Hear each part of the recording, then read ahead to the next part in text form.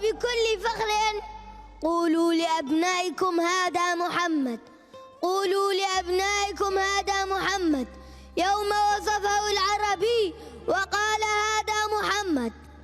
ابن عبد الله ابن عبد المطلب ابن هاشم ابن عبد مناف ابن قصي ابن حكيم ابن مرة ابن كعب ابن لؤي ابن غالب ابن فئر ابن مالك ابن النضر ابن جلالة ابن خزيمة ابن مديكة ابن إلياس ابن مضر ابن نزار ابن معد ابن عدنان ابن إسماعيل ابن إبراهيم ابن تالخ ابن شالخ ابن عابرة ابن فالغ ابن ناحورة ابن يعرب ابن قحطان ابن زميد ابن عادية ابن مضاد ابن عمري ابن أرفخشيل ابن سام. ما شاء الله. حبك يا رسول الله. لعمري لقد كلفت وفدا بأحمد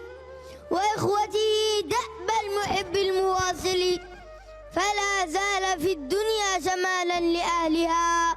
وزينا لمن ولاه دب المشاكل، فمن مثله في الناس أي مؤمل إذا قاسه الحكام عند التنادل،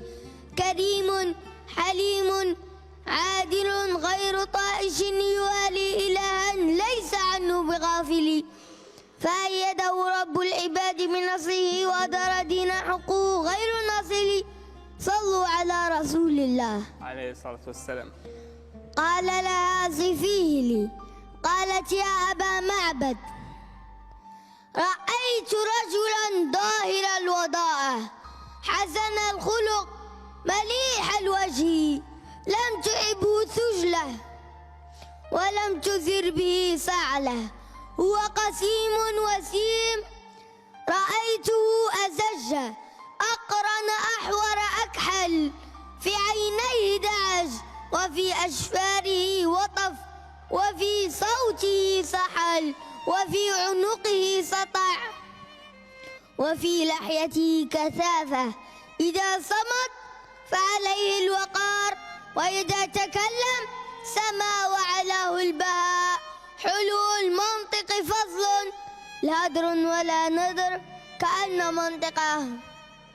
خرزات نظم ينحدر فهو أبهى الناس وأجمله من بعيد وأحسنه من قريب، ربعة من القوم ليس بالطويل ولا بالقصير، لا تنساه عين من طول ولا تقتحمه عين من قصر، أمدر الثلاثة وجها وأحسنهم قدا، غصن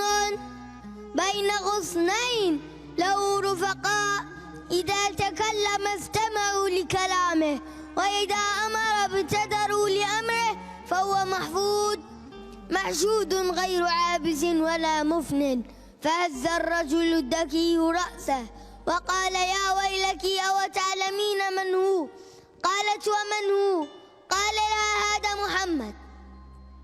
هذا صاحب قريش وبكل فخر،